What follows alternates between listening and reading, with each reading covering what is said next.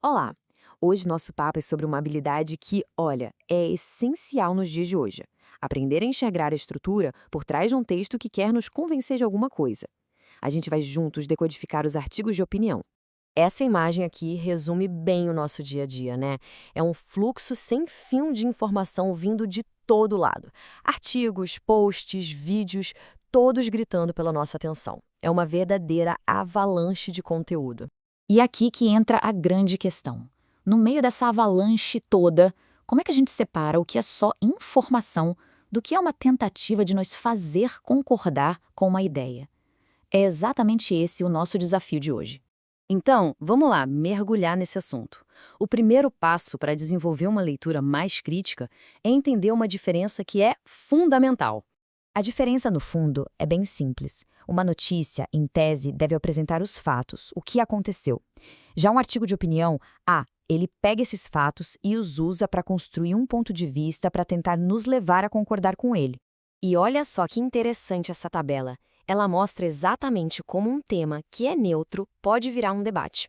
Pensa bem, o fechamento de uma rua é um fato, mas a opinião que surge disso é: poxa, será que a prefeitura não devia ter avisado antes? A mesma coisa acontece com a economia, com o clima. A notícia informa o fato. A opinião questiona as causas, as consequências, as soluções. Certo. Agora que a gente já sabe diferenciar um terreno do outro, vamos abrir a caixa de ferramentas de quem escreve. Todo texto de opinião, por mais complexo que pareça, usa algumas estratégias bem conhecidas para construir um argumento que pareça sólido. A primeira ferramenta, e talvez a mais direta, é o argumento de evidência. É quando quem escreve usa números, estatísticas, dados de pesquisa, enfim, provas concretas para dizer: olha, isso aqui não é só o que eu acho, os dados estão mostrando. Mas, um ponto de atenção: é sempre bom conferir se os dados estão completos ou se estão mostrando só uma parte da história que convém. Depois vem o argumento de autoridade. Aqui, a ideia é como se fosse pegar emprestada a credibilidade de outra pessoa. Sabe, citar um especialista famoso, um pesquisador de uma universidade importante, tudo para reforçar a própria ideia. O pulo do gato aqui é perceber se essa autoridade é mesmo especialista naquele assunto e não em outra coisa totalmente diferente. E por último, mas não menos importante, o argumento por causa e consequência. Esse é o raciocínio do tipo: se isso aconteceu, então aquilo foi o resultado. É uma linha lógica que conecta uma ação a um desfecho. O grande desafio aqui é não confundir coincidência com causa real. Será que uma coisa realmente causou a outra ou elas só aconteceram na mesma época? Fica a reflexão. Ok, chega de teoria por enquanto. Vamos ver como essas ferramentas todas funcionam na prática, analisando um texto de verdade. Para isso, a gente pegou um artigo de opinião bem forte sobre um tema que mexeu com o país inteiro, escrito por uma especialista da USP. A nossa missão agora é encontrar aquelas ferramentas que a gente acabou de ver. Então vamos lá, modo detetive ativado. Onde será que está o primeiro tipo de argumento? O de evidência. Achamos! Olha que exemplo perfeito. A autora não diz só que muita gente acha que a tragédia poderia ser evitada. Não, ela traz a fonte, pesquisa genial /Quest e um número concreto, 70%. Isso dá um peso enorme para o que ela está dizendo. É um argumento de evidência clássico. Muito bem, agora vamos procurar pela segunda ferramenta do nosso kit. Em que momento a autora busca o reforço de um nome de peso? E aqui está. Em vez de tentar explicar um conceito super complexo com as próprias palavras, ela traz a voz de ninguém menos que Milton Santos, um dos maiores geógrafos que o Brasil já teve. Essa citação empresta todo o prestígio e a profundidade do pensamento dele para o argumento dela. É uma jogada de mestre.